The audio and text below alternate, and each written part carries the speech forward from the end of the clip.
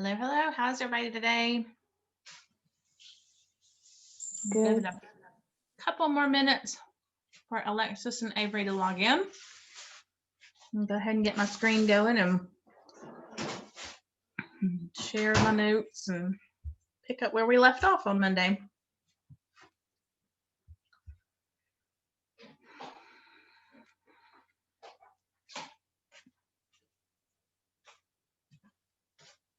Oh, let's see. There we go.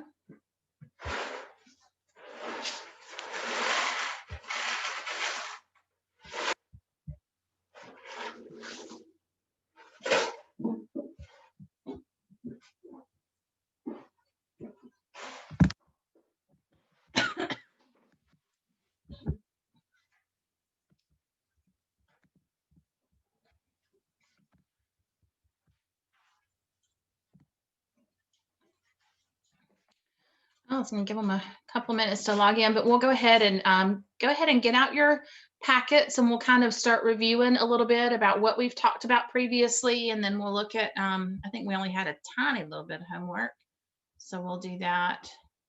How can I get this? Let's see. Okay. So in our packet, our first page, we dealt with our mean, median, mode, and range. Remember, our mean is the average. The median is going to be the middle number when they're put in order from least to greatest. Mode is going to be the one that repeats the most, and the range is going to be the largest minus the smallest. So that was one of y'all's homework assignments that will be due by next Thursday. Okay, so like I said, we can go ahead and turn all of this stuff in together in one group instead of doing it, one worksheet here and whatever. So on Thursday, this worksheet will be due along with your other assignments. And then I gave you guys the note about probability. We had previously talked about probability and odds. And then we talked about the multiplication principle of counting. And that was some of the examples we looked at was that if I think one of the previous examples that I've looked at in another class was like if you went up to a concession stand and you were going to order something and you could get a meal and it included a drink and an entree and a side, and you got to pick between like a hamburger, a hot dog, or chicken fingers, and then your side you could pick between chips or french fries or fruit or something. Basically, you take your total number of beverages times your total number of entrees times your total number of sides, and that's how you get the total possible combinations. You have whole numbers that you just multiply together to give you all the possible outcomes or all the possible combinations. And then we looked at combined probabilities. So we said, okay, if we were going to do one event right after the other, or if we're going to do it at the same time, what is the probability? So I have to find the probability of one event, and I multiply it by the probability of the next event. So that is called combined probabilities. That's when I multiply them together. Well, then we got to permutations. We talked a little bit, excuse me, about permutations and a teeny tiny little bit about combinations. That's what we're going to kind of focus more on today. Permutations we talked about is when we have elements of a set put in a specific order. And we talked about really like a combination lock. I have to do a specific order of numbers to be able to get the lock to open. So really when we talk about a combination lock, since the order does matter, it would be better named as a permutation lock. But anyway, so order matters with a permutation, and we got this formula here and we talked about how the N with the exclamation mark is read, or the exclamation mark, the word for that is factorial. Okay, and so when we say N factorial, that means whatever number N is. It's a variable right now, so we don't know what number it represents. But if we did know the number it represents, then we know that when I have that factorial symbol, it means I've got to start with whatever that number is and multiply by every digit lower than that one. Okay, so if I had 10 factorial, I know I'm going to multiply 10 times 9 times 8 times 7 times 6 times 5 times 4 times 3 times 2 times 1. So when I see that factorial symbol, that tells me that I'm starting with that number and I'm multiplying by every digit below it all the way down to the number 1. But we talked about how if I have n factorial in my numerator, my denominator is n minus r. And n, we said, is the total number of elements in the set. And then r is the number of elements that we're focusing on, or the number that we're arranging. So I find the difference of those, and that's in my denominator. And then I simplify. Okay. And then we looked at very briefly about combinations, and we said that I do have a different formula here. But the main thing is that order does not matter here. So in this situation, when I'm talking about, if I said the numbers 3, 2, and 4, the combination of 4, 2, 3, and 2, 3, 4, those are all considered one combination. Whereas if it was a permutation, those would be 3 separate permutations because they are 3 different numbers in a certain order. But since order does not matter here, this is considered one combination because I'm using the same 3 digits. And it doesn't matter what order they're in. I can mix it up. It would be something different. Okay. So where we're going to pick up today is go ahead and move to, I think it's page 4. So page 4 of our homework, or of our packet, we were doing these 3 problems where the first one was 6p2, and we said that the first number represents the letter N, and the second number represents the letter R. So we kind of adjusted this one. They used X instead of R. Our textbook uses R, so we went ahead and changed this one. But if I was going to use my formula where I have N factorial over N minus R factorial, I would plug in my numbers. So in this first one, I would have 6 factorial over 6 minus 2 factorial. Okay, so that's my problem for this first one.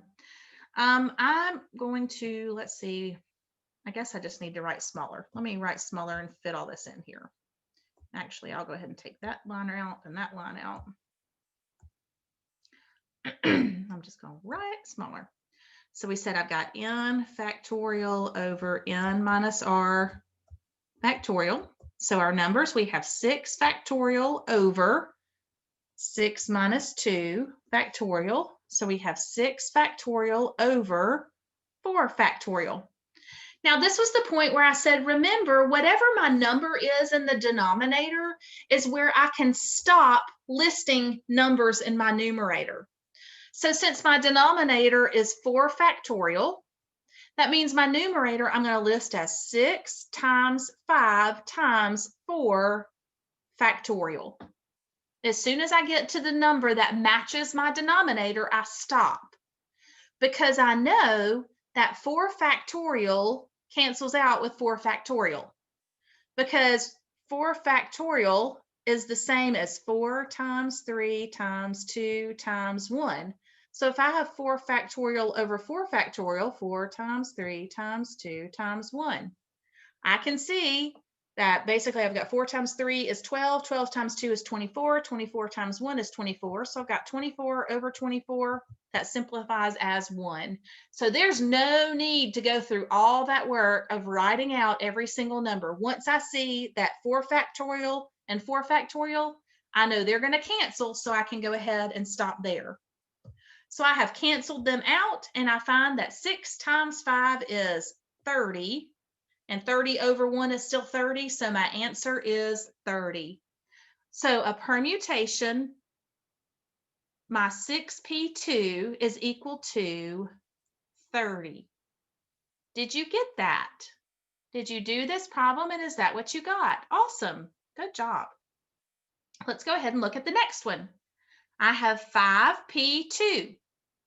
Okay, so I'm going to go ahead and set up. I've got N factorial over N minus R factorial. So I'm going to plug in where I have 5 factorial over 5 minus 2 factorial. So that means I've got 5 factorial over 3 factorial. So I have 5 times 4 times 3 factorial over 3 factorial. Cancel those out. So I'm left with 5 times 4, and that is 20. How'd you do on that one? Everybody good? Any questions? Awesome. Y'all just stop me if you have a question, okay? And then finally, the last one, 6p4. So again, n factorial over n minus r factorial. You'll notice that I'm writing the equation each time. Do you have to? No. The reason I do is because the more I write it, the more I practice it, the more it sticks in my brain, okay? The more I remember it.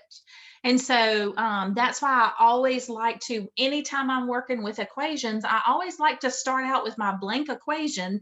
Then also when I'm plugging in my numbers to where the variables are, I make sure I put them in the right place. And so then if I've made a mistake, usually I see it quicker if I've started out with my blank formula. All right, so I have 6 factorial over 6 minus 4 factorial. So that equals 6 factorial over 2 factorial. So I know that my denominator will be 2 factorial. So as soon as I get to that, I can stop. So I've got 6 times 4 times 3 times 2 factorial. Those cancel. And 6 times 4 is 20. Jennifer. Yes. Oops, I forgot 5. Thank you. I was just jumping right along. 6 times 5 times 4. There we go. Excuse me. Okay, so let me find my. All right, so I've got 6 times 5 times 4 times 3. That's what I'm going to multiply together. And 6 times 5 is 30, and 30 times 4. So think about 3 times 4 is 12. So that's going to be 120. And 120 times 3 is going to give me 360. How'd you do on that? All right, so let's look at it for a minute. Notice that when we compare 6p2 and 5p2, notice that my answer for one was 30 and the other was 20. So they're not that far off. I'm still dealing with smaller numbers and stuff. So I can see that I've got smaller starting numbers and I've got a smaller number for R. But look at this one. When I have 6p4, we can see that as we go up, as the closer our numbers are, so like 6 and 4 are only 2 digits away from each other, okay? So we can see we've ended up with a larger permutation. The closer, or the closer my numbers are together, or the least amount of numbers between them, the larger my permutation. Whereas here, I've got 4 between 6 and 2, and I've got 3 between 5 and 2. So we can kind of see how, you know, even just small changes can change those permutations a lot. All righty, so now we're going to go back for just a minute, and we are going to look at combinations again back on our little note sheet. And it says combinations, choosing, and we're going to be working right now. We're going to go ahead and turn our book to page 77. So we're in 77 in our book. We're looking at our notes. Okay, so it says choosing a number of elements from a set without regard to the order they're chosen in is what we're calling a combination. So on page 77, combinations are groups of elements taken from a given set. Recall that in the case of a permutation, a different arrangement of the same elements is a different permutation. For combinations, the order makes no difference. The combination 2, 4, 3 is the same as the combination 3, 2, 4. Making a combination is simply choosing a number of elements from a set without regard to the order that they're chosen. Okay, so order does not matter here. So we can see to find the number of combinations possible from a given set of elements, we use the formula where our combination of n and k is equal to n factorial over k factorial times n minus k factorial, where n is the number of elements in the set and k is the number of elements you are choosing in each group. So we're going to look at the example. Let's see, let me go back. Let me go to my textbook real quick to lesson 77. All right. So here's our example that we're using, and it tells us that k is 4 and n is 9. So using my equation, n factorial over k times n minus k factorial, I plug 9 in for n and 4 in for k. Remember, they said that this is n and this is k. So I plug in 9 factorial over 4 factorial times 9 minus 4 factorial. Okay, so think about if I've got 4 factorial times 9 minus 4 factorial is 5 factorial. Okay, so when I look at how to set this one up, obviously 9 factorial is going to go in the numerator. What's going to be different is my denominator. So the first thing I'm doing is I'm taking this 4 factorial, and this is where I'm listing out this one. So I have 4 times 3 times 2 times 1. But then 5 factorial, I'm just leaving it the same. Okay? So I'll list out all of my factors for 4 factorial. So for the first one, I'll list that one out, but my second one, I've just listed it. So now for my top, I have 9 times 8 times 7 times 6. But again, when I see that 5 factorial that matches the 5 factorial in the denominator, I know those two are going to cancel. But now what I can do is I can start comparing these and say, okay, what can cancel in my numerator with a number in my denominator? So here they said, all right, well, 4 will go into 4 one time, and 4 will go into 8 2 times. And now I have 3 and 2. 6 divided by 3 is going to be 2, but then 2 divided by 2 cancels to be 1. So I'm able to cancel more here. Not only am I able to cancel what I have in my numerator as a factorial with what's in my denominator as a factorial, but now I also look to see what else I'm able to cancel out in my numerator and denominator. So now, once I have canceled, I can see that I've got I've got a 9, I've got a 2. I have to remember that if I have canceled and I have written a smaller number, I cannot forget that number when I'm multiplying. So I've got 9, 2, and 7 left. I've got a 1, but anything times 1 is itself. So here I'm going to multiply 9 times 2 times 7. So you can see that's what they did down here. Once I had canceled, my only 3 numbers left were 9 times 2 times 7, and that is 126. So it says, notice that this is a significantly less number of permutations calculated in lesson 76. So if we flip back for a minute to lesson 76, let me go back to lesson 76. Notice there on that one, our permutation was 3,024. Okay, so using the same numbers, 9 and 4, our permutation was 3,024. Our combination is only 126. So you can see, even when I'm using the same numbers, it's going to be very different from a combination to a permutation. Okay, so let's go ahead and look at our examples, our classwork, lesson 77.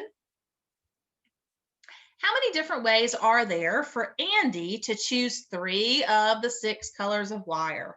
So I'm going to do my combination here, and I know that N is equal to 6. He's got 6 total, and I'm looking at my combination.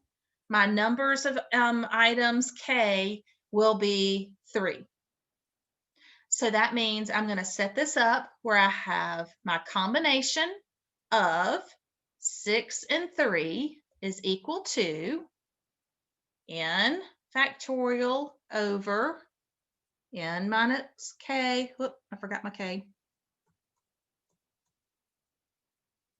Actually, let me start out without 6 and 3 in here. Let me go ahead and put n and k. So I've got k factorial times n minus k factorial. So now I'll plug in my numbers where I'm going to use 6 and 3. And I've got 6 factorial over k is 3. So I have 3 factorial over 6 minus 3. I'm out of space. I'll put my little factorial sign up there and I'll bring it down here. So I've got 6 factorial over 3 factorial times 6 minus 3 factorial. So that gives me 6 factorial over 3 factorial times 3 factorial. So in my numerator, I'm going to go ahead and list. Remember, what I'm doing is I'm going to focus on this number right here. Once I get to that 3 factorial, that's where I'm going to stop. So I'm going to go 6 times 5 times 4 times 3 factorial over. I'm going to go ahead and list out this one and have 3 times 2 times 1 times 3 factorial. So I'm listing out my factors of the first 3 factorial. I'm leaving my second 3 factorial as it is. And so now I'm going to cancel my 3 factorials. And now I'm going to look to see what else can cancel. So I have a 6 in my numerator and a 3 in my denominator. And I know that 6 divided by 3 is 2. So 3 divided by 3 is 1, so it cancels out. And 6 becomes a 2. Well, now I have a 2 in my numerator and a 2 in my denominator. So 2 divided by 2 is 1, and 2 divided by 2 is 1. So those have canceled. So notice all I have left in my numerator is 5 times 4. All I have left in my denominator is over 1. So that means I've got 20 over 1, which equals 20. Any questions on how we did that?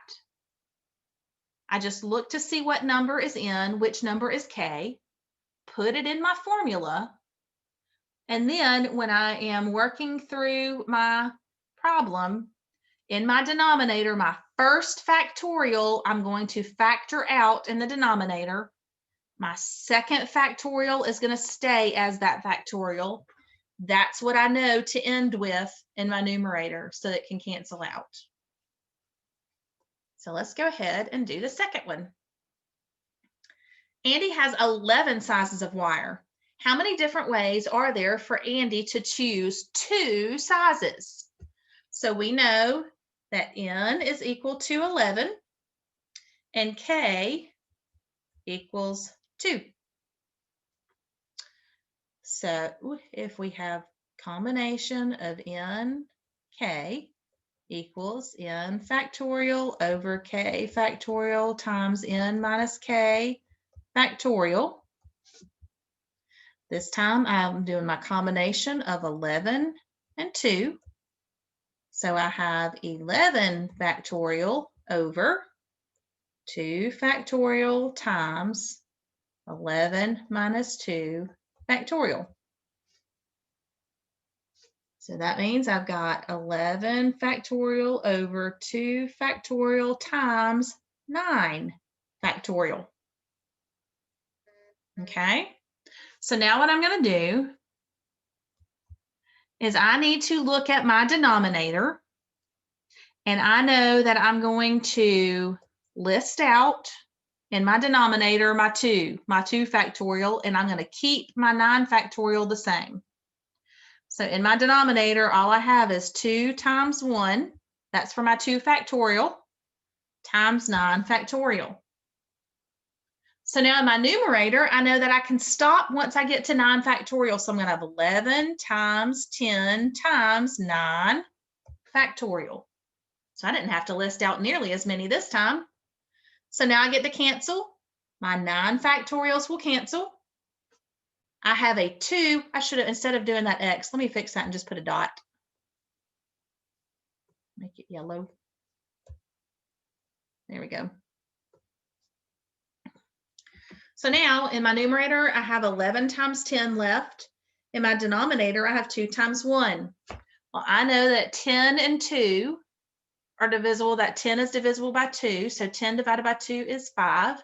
2 divided by 2 is 1. So again, all I have left in my denominator is 1, and anything over 1 is that number. So I don't even have to bother with having my denominator.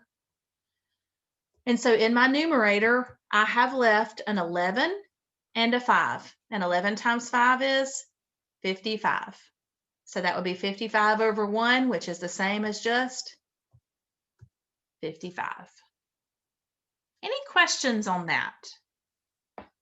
Is everybody following pretty well on it? We're just plugging in the numbers where they go. That's why it's so important to me to go ahead and rewrite the equation. So I make sure that as I plug in my numbers, they're going exactly where they're supposed to go. And then I'm able to simplify. All right, let's look at activities 2. We are back with our kitchen appliances, and it says how many different ways are there to choose 2 of 4 different colors? Okay, so if n is equal to 4, k is equal to 2. So for the sake of space here, I'm going to go ahead and just write my equation up here.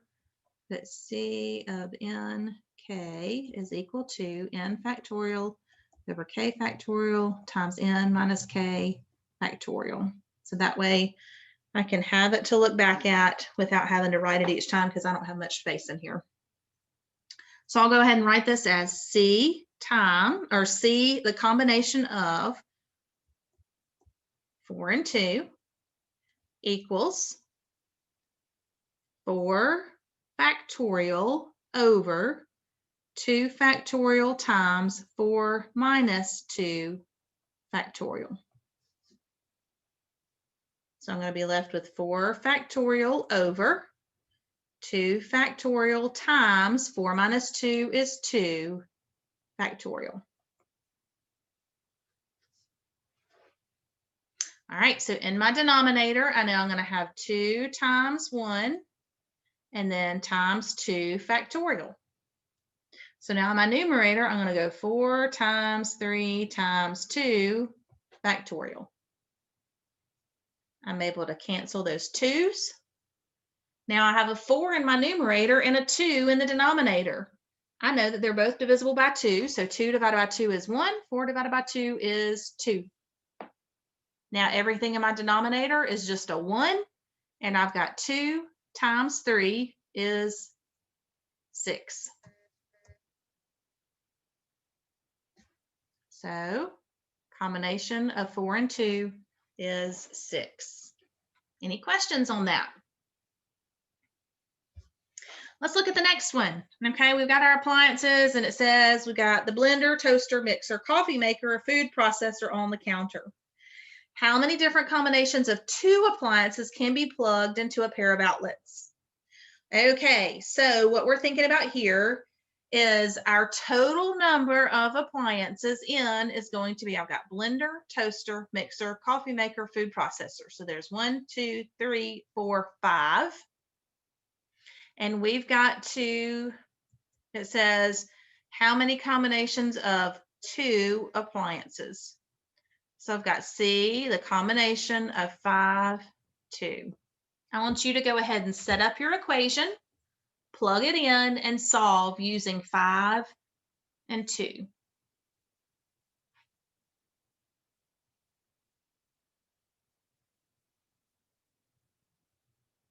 Think about where N will go, where K will go.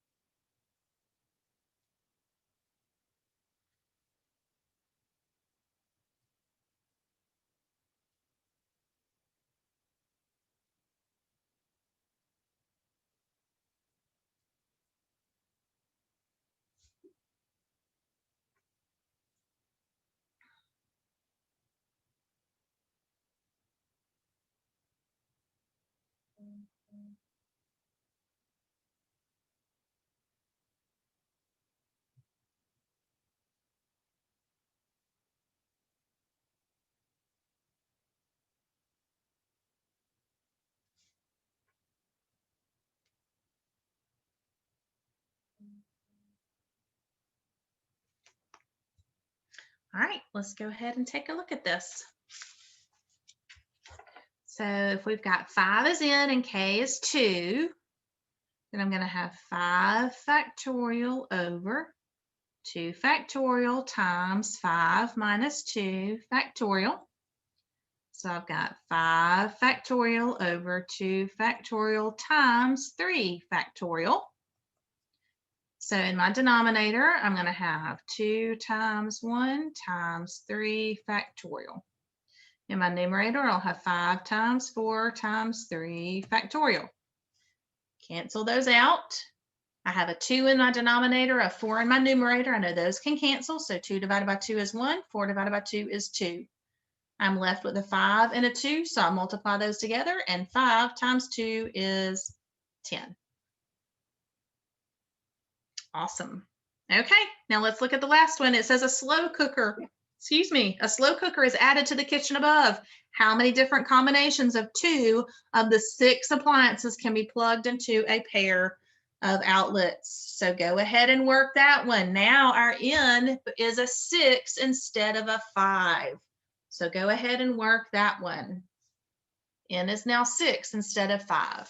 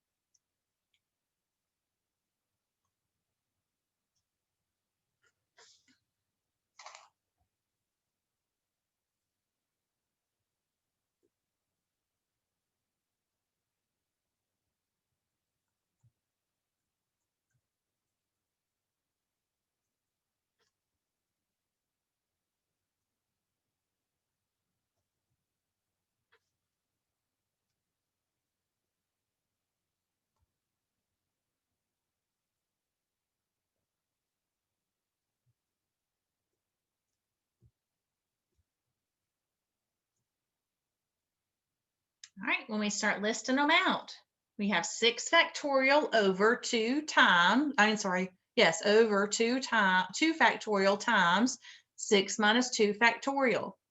6 minus 2 is 4, so in our next step, we have 6 factorial over 2 factorial times 4 factorial.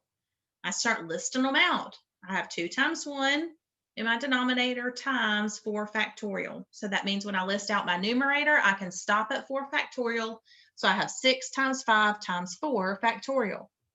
Those get to cancel out. My 2 divided by 2 is 1, and 6 divided by 2 is 3. So now I'm left with 3 times 5, and that is 15. All right, so that is combinations. We've looked at permutations and combinations. We're both looking at, with both situations, we're looking at our total number. We're looking at how many we're trying to arrange, but the main difference is that my combination numbers are going to be so much smaller because it doesn't matter what order I'm putting them in. If I was doing a permutation, I'd be having to talk about a specific order that I could line things up in, okay? So now let's go back to our packet.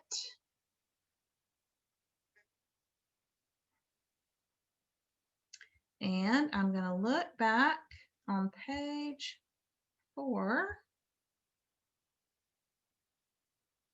And this is where we're going to look at combinations. So again, instead of K, they use the letter X. So we'll just go ahead and mark it out and we'll use K like our book does. It really doesn't matter though what variable you use. So we're saying we are selecting K out of N. Up here we were selecting R out of N. Okay. So when we're selecting 2 out of 4, making a combination of 2 items out of a total of 4.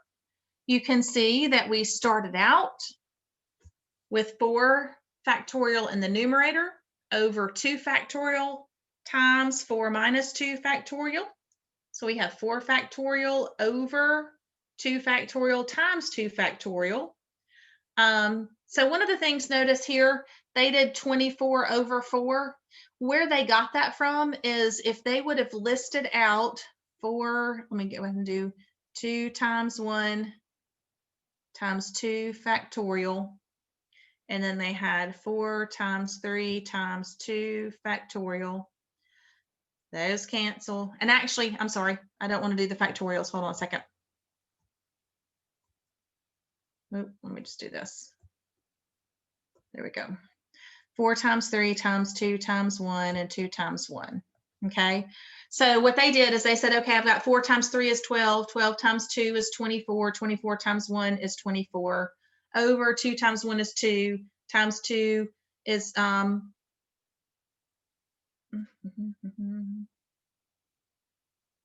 I wrote the wrong thing in the denominator. That should be 2 times 1. I was going, why isn't that working? Okay, that should be 2 times 1 and 2 times 1. So that's 4 equals 6. But the way we've worked it out, I'm going to go ahead and show you that even if, let's look at it this way, if I had my denominator of 2 times 1 and then 2 factorial, and so up here I have 4 times 3 times 2 factorial, cross those out. 2 divided by 2 is 1, 4 divided by 2 is 2, so 2 times 3 is 6. Either way, I'm still going to end up with the same answer, okay?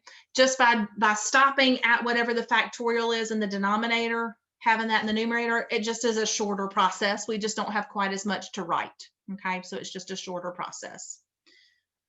All right, then the same thing with 5 and 3. Put 5 in for N, put 3 in for K. I end up solving with 10. Let's go ahead and look at the next one. Let's go ahead and work this one together. And then we're going to do the last 2 on your own. So here we're going to have 6 factorial over 2 factorial times 6 minus 2 factorial. So 6 factorial over 2 factorial times 4 factorial. So that's what I'm going to leave in my denominator. I know I'm going to have 2 times 1 times 4 factorial. So I'll have 6 times 5 times 4 factorial. Cancel. 2 divided by 2 is 1. 6 divided by 2 is 3. And 3 times 5 is 15. Go ahead and work the last 2. The combination of 2 out of 5 and 4 out of 6. Go ahead and work those last 2. But if you have questions, let me know.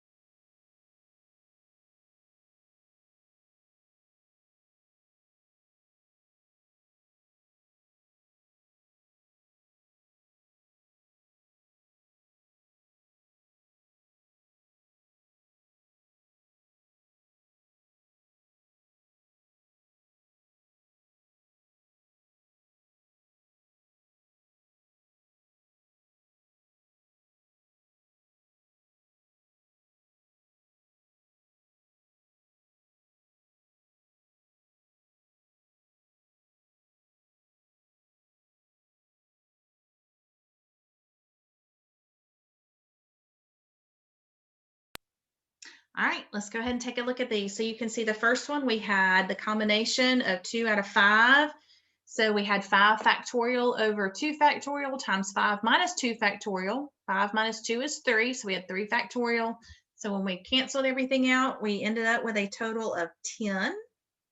Then on the next one, I went ahead and color coded them so you could see what canceled with what. So I had 6 factorial over 4 factorial times 6 minus 4 factorial. 6 minus 4 is 2. So I have 6 factorial over 4 factorial times 2 factorial. So when I list out my 4 factorial in the denominator, I have 4 times 3 times 2 times 1, and then 2 factorial stayed itself. So in the numerator, I had to go from 6 times 5 times 4 times 3 times 2 factorial. My 2 factorials canceled. Then I canceled my 3 with my 3, my 4 with my 4, and then the 2 and 6 I was able to cancel. 2 divided by 2 is 1, and 6 divided by 2 is 3. So that left the numbers 3 and 5 to be multiplied together in the numerator. So I ended up with 15 as my answer. Any questions? All righty. So let's look at these next statements. And it says, determine whether each of the following situations is a combination where order does not matter, or a permutation, where order does matter.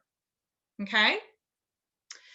Now this says, so step 1, creating an access code for a computer site using any 8 alphabet letters. So think about if you were setting up a password for something.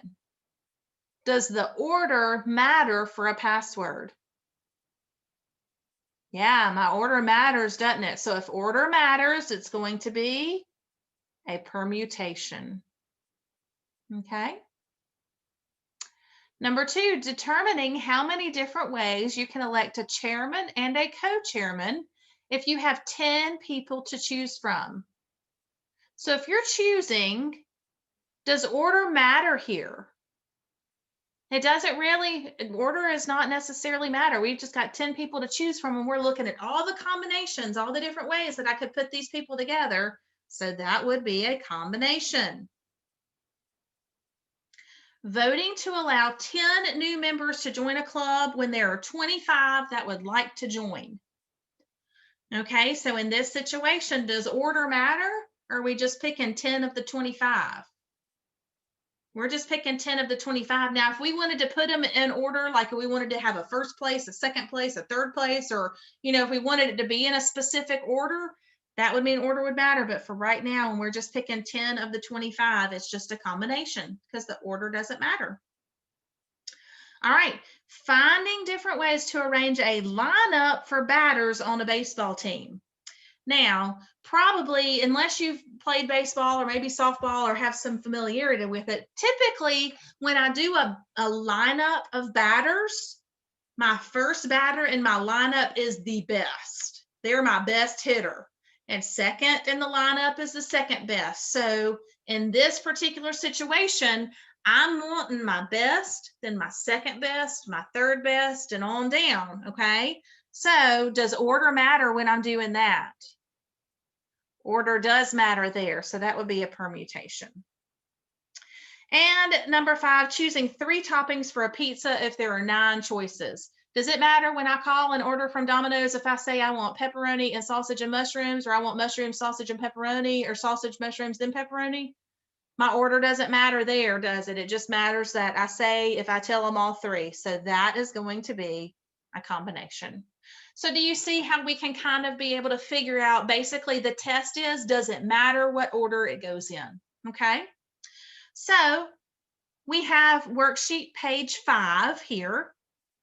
And I tell you what, there are 12 on here.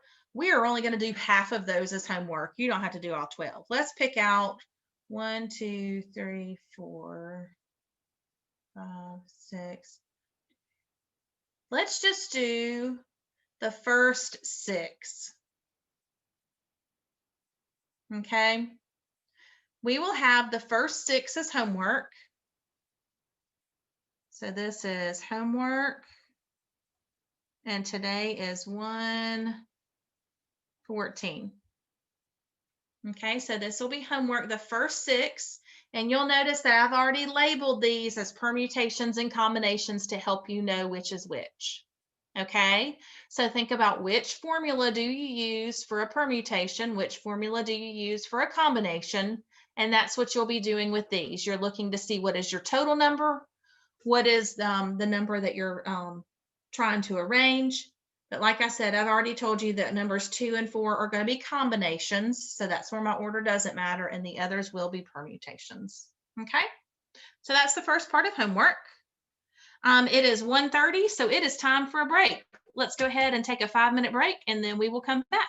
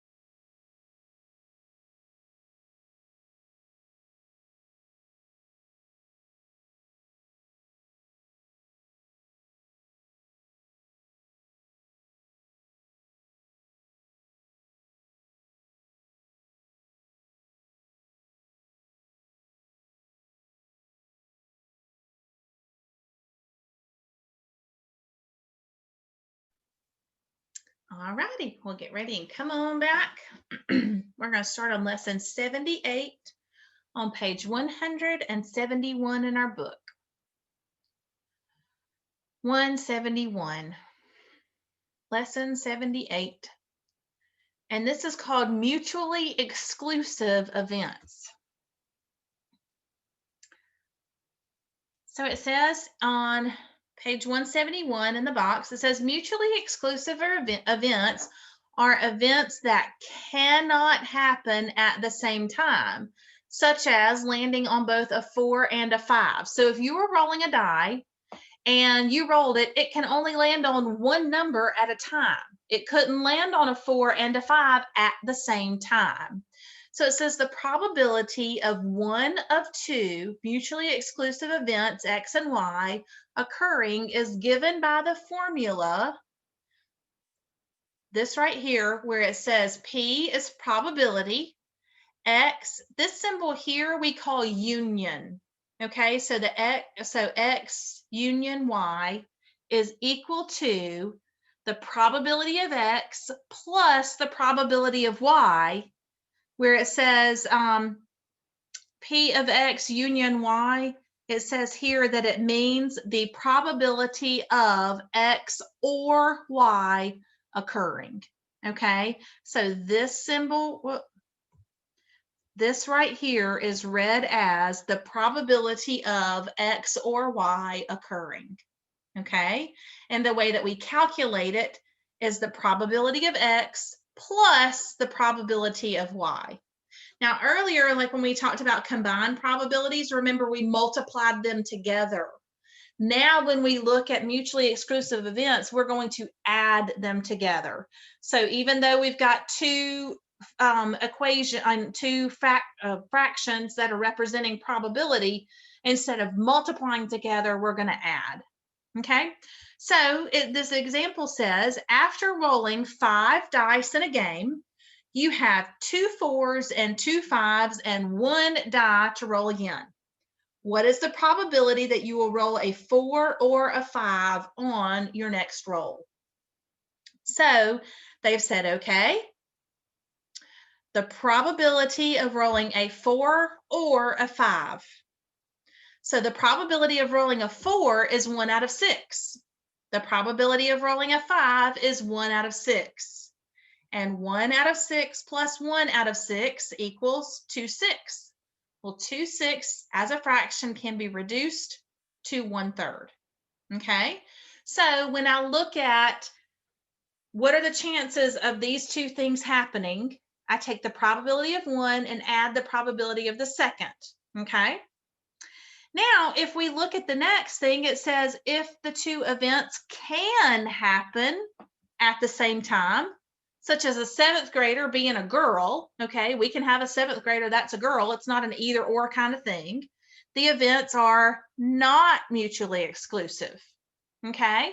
So if they're not mutually exclusive, then what I have to do here in this case, make this a little bit, when I look at the probability of those two things happening, I still have the probability of X plus the probability of Y, just like we did, but now I have to subtract the chance of both things happening at one time.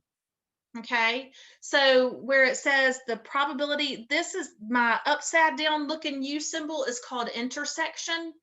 And so basically that's saying the two things happening at the same time. Earlier, my union one is kind of like where they're out this way, but intersection means they're together. So the probability of X and Y both occurring at the same time is what this symbol means. Okay, so let's look at an example of that. It says the math club has 12 7th graders and 13 8th graders. There are 15 boys and 10 girls in the club, and 4 of the girls are in the 7th grade. 12 7th graders, 13 8th graders, 15 boys, 10 girls.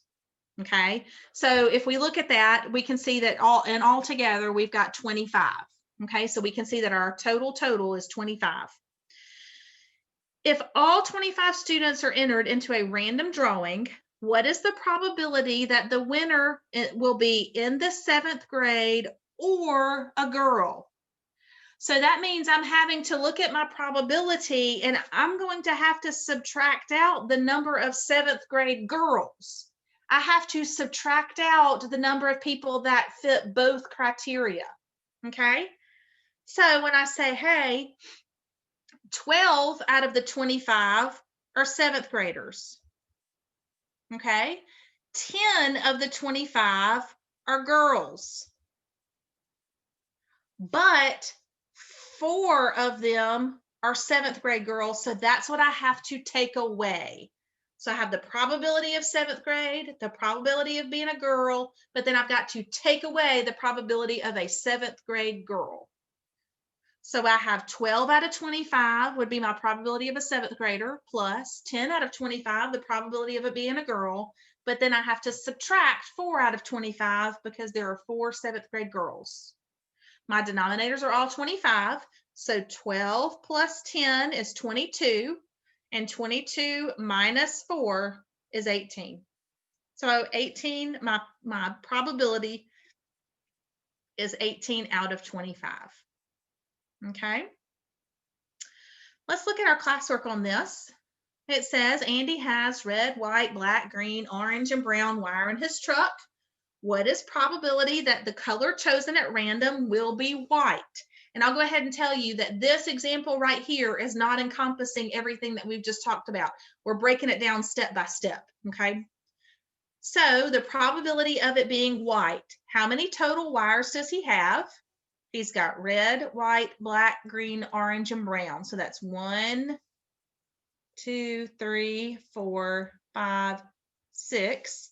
And only 1 out of the 6 are white. Okay, now it says, what is the probability that the color chosen will be black? Again, there's only 1 chance of black out of 6. Now, what is the probability of a color being chosen at random will be white or black? This is where I've got my mutually exclusive events where I say I've got the probability of this plus the probability of this.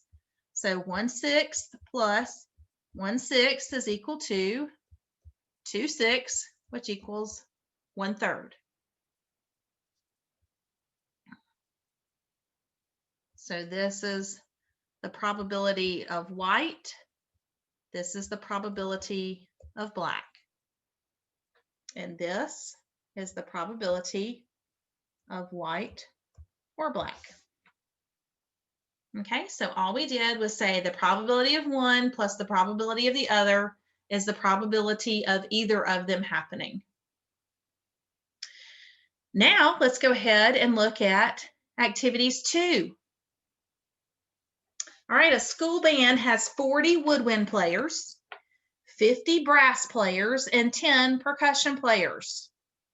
There are 15 8th graders playing woodwind instruments, 25 8th graders playing brass instruments, and 8 8th graders playing percussion instruments. The remaining players are 7th graders. What is the probability that a player chosen at random is in the 8th grade or plays a woodwind instrument?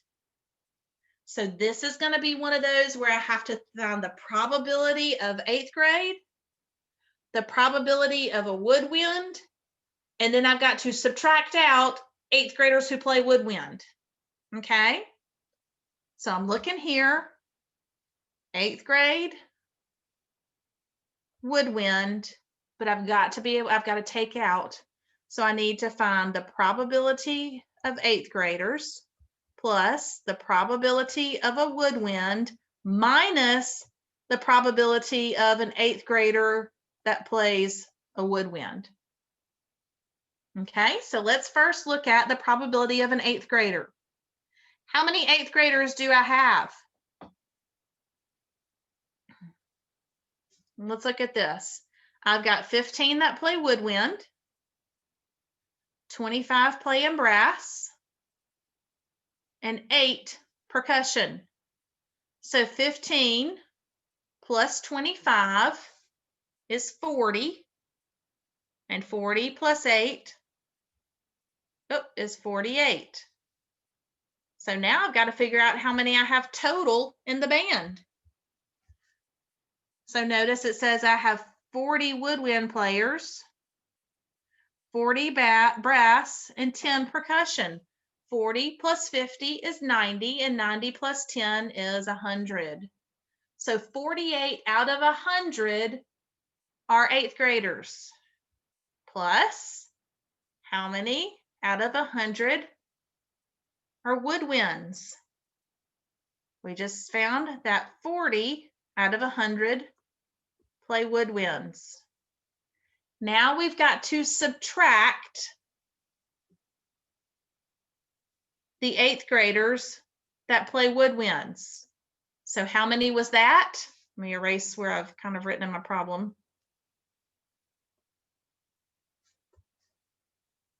15 8th graders play woodwinds. So that's what I've got to subtract out of 100. Okay, so I have 48 plus 40. So I'm starting here. Remember, my denominators are all the same. So I know my denominator is going to stay 100. When I add fractions, denominators are the same. So 48 plus 40 is 88. But then 88 minus 15 is going to give me 73. So my probability is 73 out of 100. I have 73 chances out of 100 to get an 8th grader or a woodwind player, but not an 8th grader who plays woodwind.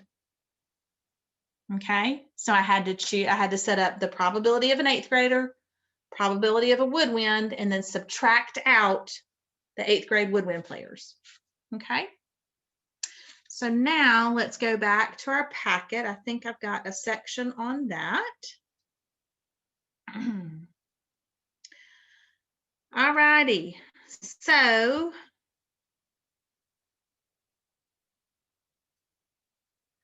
this section here is just mutually exclusive events, okay? So mutually exclusive events, remember, we take the probability of one and add the probability of the other. So we have the probability of A,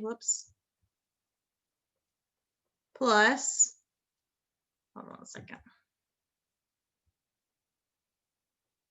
We're going to have the probability of event A happening plus the probability of event B. Okay, so that's our formula here. So for number one, it says a pair of dice is rolled. What is the probability that the sum of the numbers rolled is either 5 or 7? So let's think about this for a minute. First of all, I've got to figure out how many could equal 5. So I could have 1 plus 4 equals 5. I could have 2 plus 3 equals 5. But that's going to be it, right? So I have 2 combinations that could equal 5. Right?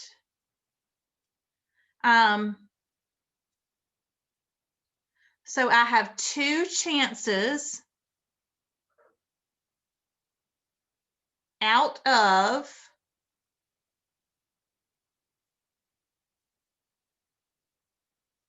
12. No, wait.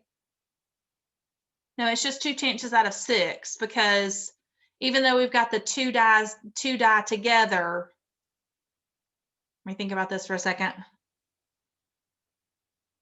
Why am I getting confused on this? A pair of dice is rolled. Yeah, I've got 2 chances out of 6. Now we've got to look at the possibility of 7. I could have 1 plus 6 equals 7. 2 plus 4 equals 7. Not 2 plus 4, good grief. 2 plus 5 equals 7. Or 3 plus 4 equals 7.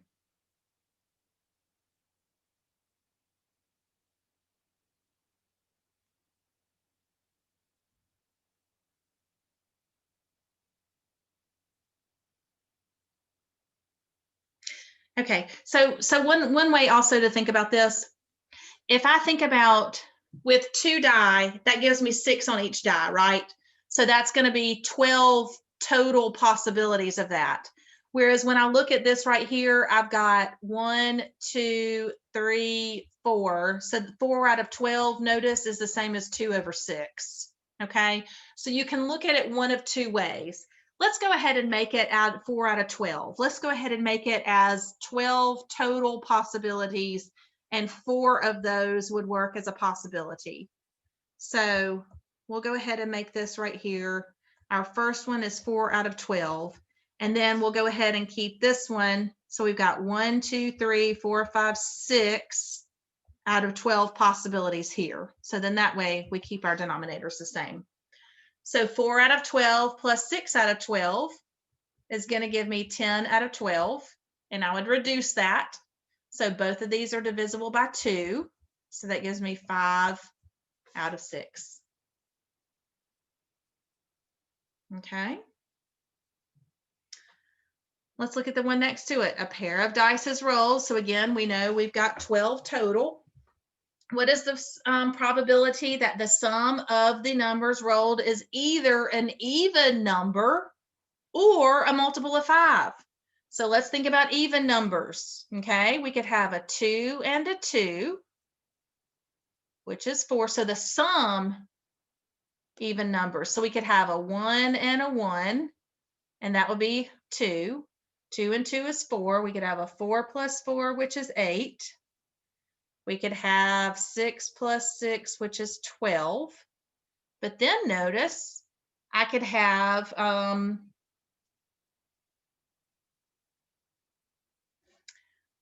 1 plus 3 is 4. And 1 plus 5 is 6. So let's think about this for a minute. So for every number, let me erase this real quick and start over. Let's look at each of the numbers 1 through 6. I want you to be able to see.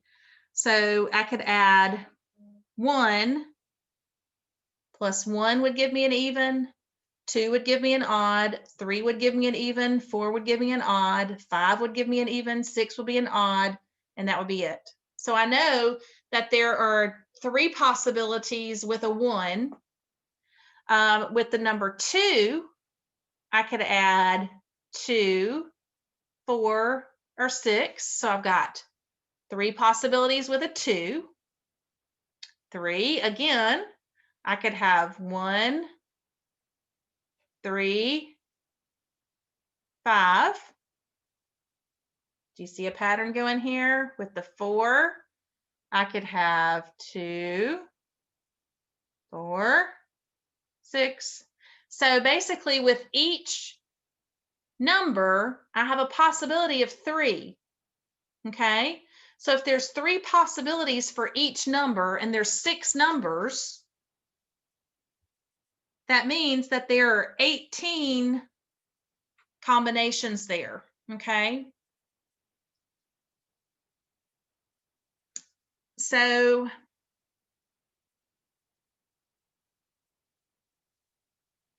the sum of the numbers rolled is either an even number or a multiple of 5. Let's think about 5s.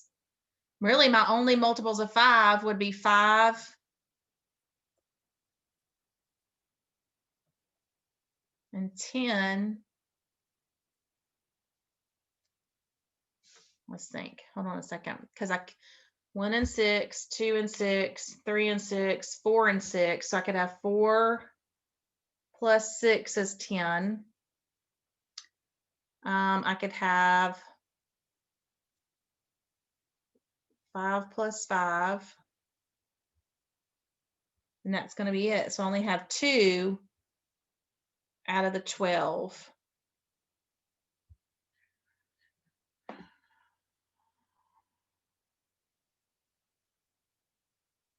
So I've got to think about, so realistically, if we're combining 2 of each of these, so that means I've got a 9 out of 12 that it could be an even number, and 2 out of 12 that it would be a multiple of 5.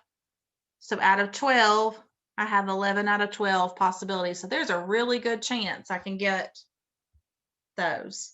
Okay. Now what I want to do is go ahead and jump on down and let's take a look at page 7. Mutually exclusive and non-mutually exclusive events. So remember we talked about my mutually exclusive events are going to be where I have the probability of X or Y. So my formula is to add the probability of X plus the probability of Y. And then a non-mutually exclusive event is where I'm going to add the probabilities of X and Y together, but then I have to subtract the probability of X and Y happening at the same time. So what I'm going to do is make a note of that. That's the probability of X and Y happening at the same time. So notice on this one, I have circled the non-mutually exclusive events. So you can see 2, 4, 5, 6, 7, 9, and 10B are non-mutually exclusive events. So you know that's where you're going to have to find the probability of X plus the probability of Y minus the probability of X and Y. So let's go ahead and do a few of these together. Let's look at number 1. This is going to be a mutually exclusive event. So I'm just going to find the probability of one and add it to the probability of the other.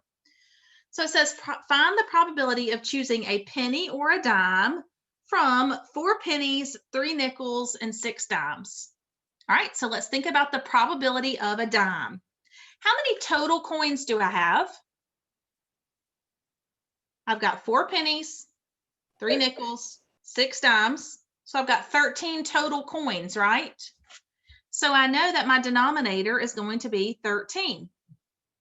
How many of those are pennies? 4. So my probability of getting a penny is 4 out of 13. What is my probability of getting a dime? It's going to be 6 out of 13, right? So we just said that when I do my probability, I'm going to add these two together. So I have 4, I don't have enough room there. 4 out of 13 plus 6 out of 13 equals 10 out of 13. So the probability of getting a penny plus the probability of a dime, add them up, is 10 out of 13. Let's look at number 2. Find the probability of selecting a boy or a blonde-haired person from 12 girls, 5 of whom have blonde hair, and 15 boys, 6 of whom have blonde hair. So how many total people do I have? I've got 12 girls, 15 boys. So I've got a total of 27 people. Okay. How many of those people are boys? 15. 15 are boys. Plus, how many out of the 27 have blonde hair? So let's look at, we've got 11 because it says 5 girls, 6 boys. So we have 11 that have blonde hair. But now we have to subtract out the blonde-haired boys. Okay, so how many boys have blonde hair? 6 of the 27. And let me put a little divider line here so I don't get these. Okay, so this is where I'm going to say 15 plus 11 is 26, and 26 minus 6 is 20 over 27. So the chances of finding a boy or a blonde-haired person out of my total is going to be 20 out of 27. Okay. Let's look at number 3. Find the probability of drawing a king or a queen from a standard card of decks. Deck of cards. So think about decks of cards. Okay. Decks of cards, we have 52 total cards, and we have 4 different suits. 2 are red, 2 are black. Okay. So we have hearts and diamonds are our red ones. And then we have spades and clubs are our black sets of cards. But we have 4. And for each set of cards, we only have 1 of each item, okay? So how many kings do I have in a set of cards? I have 4, right? I have a king of hearts, a king of diamonds, a king of spades, and a king of clubs. I only have 4 kings out of my deck. So 4 of my 52 cards are kings. Same thing with my queens. Only 4 of 52 are going to be queens. So the probability of a king is 4 out of 52. The probability of a queen is 4 out of 52. So I've got to add these together. And 4 plus 4 is 8 out of 52. All right, so I can see that I can reduce 8 and 52. They're both going to be divisible by 2. 8 divided by 2 is 4, and 52 divided by 2 is going to be 26. Again, they're still divisible by 2. And 4 divided by 2 is 2. 26 divided by 2 is 13. So my answer would be 2 out of 13. I want to make sure that I express it in simplest form. Any questions on that?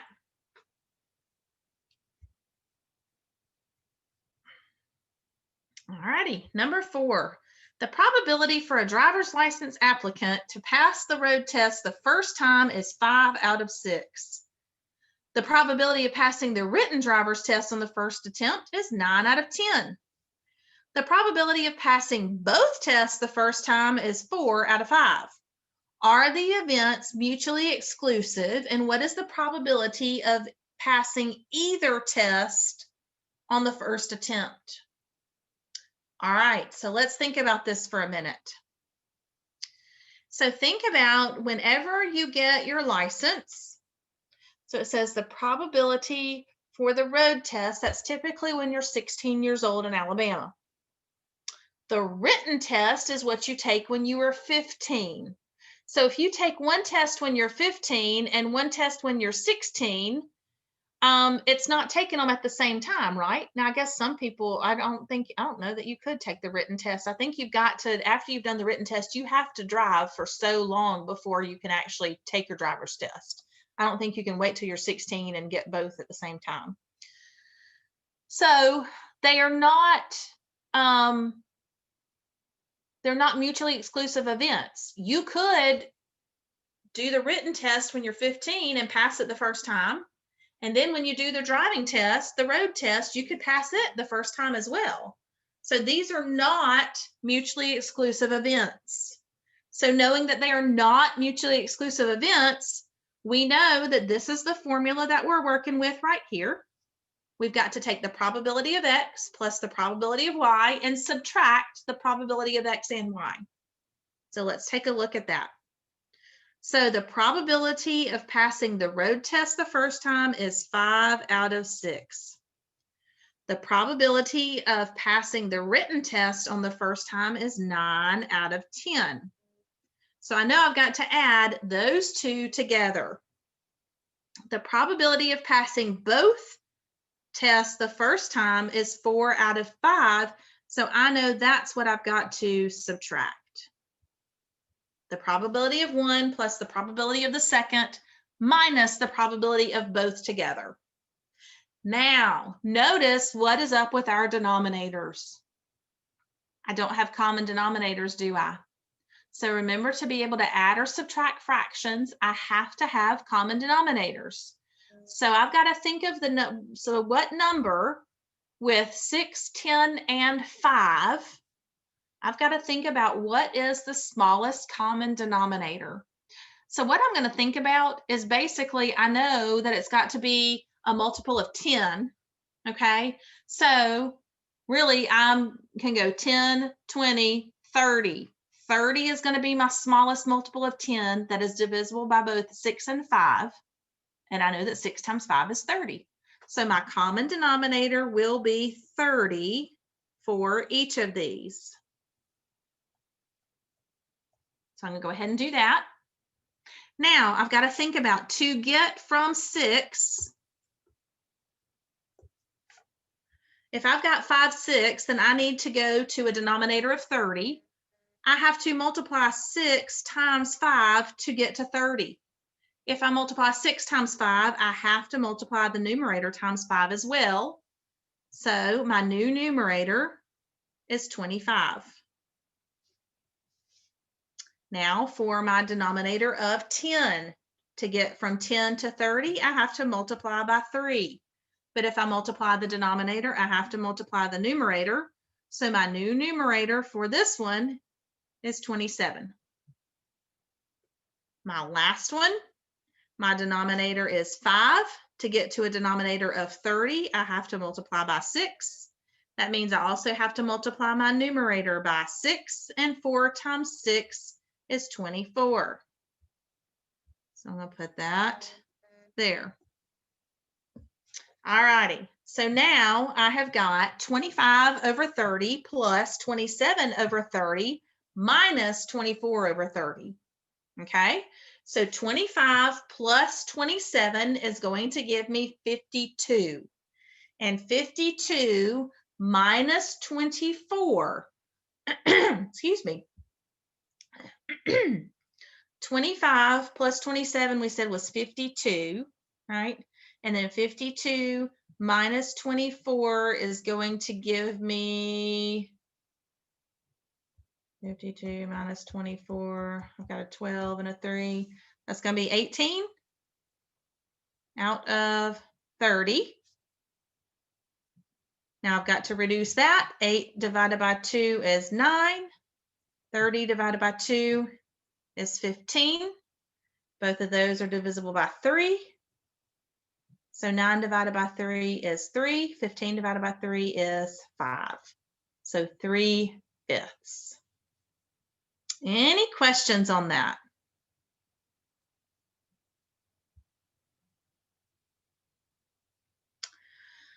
All righty. So for the rest of your homework, we will have numbers 5 through 10. But notice that number 10, you've got A, B, C, and D to do. Okay, so 5, 6, 7, 9, and 5B are going to be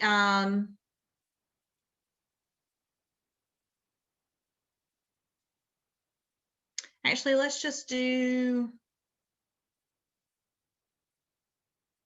5 through 9, and we'll just eliminate 10. Let's not worry about that, since you've got the other homework to do as well.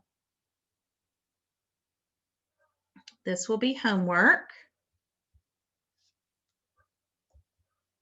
on 114.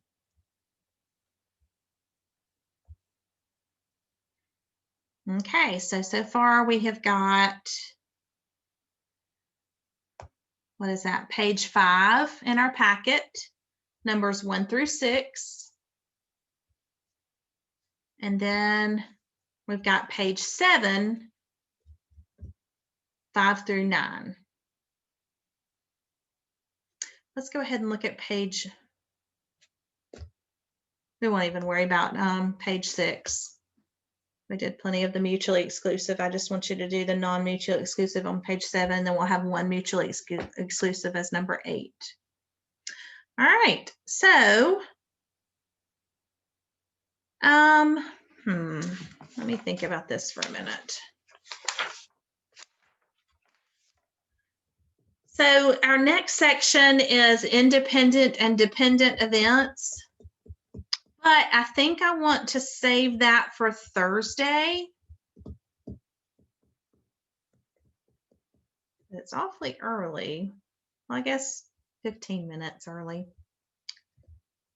let's save independent and dependent events for Thursday of next week. Okay.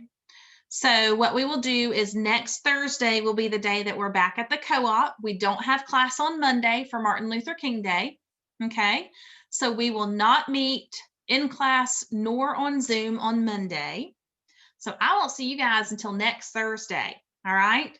So between now and then, you have got page 5, worksheet 5. What do we say? Numbers 1 through 6. And then you've got page 7, 5 through 9. That is going to be your homework. Okay. On Thursday, we're going to go through these. We're going to do a review of where we are or where we've been with probability. We will wrap it up with independent and dependent events. We'll do a bit of a review. And then we'll have kind of a chapter review with it. And then I think I will wait and give you your test to take home that following Monday. So we'll wrap up our chapter and do a review on Thursday. Then on Monday, a week from next Monday, I will send home the test and we will do our test on probability, but go ahead and move on to our next section. In our next section, we're going to be kind of going into some geometry. Okay. So dealing with lines and angles and shapes and things like that. So I think you'll find it to be kind of a good little break from where we've been with probability. Okay. Any questions? Now it's the kind of thing, if you want to stay on Zoom and work on this homework and have me here to help you with it, you're more than welcome to. We can stay logged in, but if you want to go ahead and go and work on it on your own, and but if you have questions between now and next Thursday, let me know. So you can either stay logged in and work, or you are free to go. And if you leave, I hope you have a great weekend. Bye. All right, bye-bye.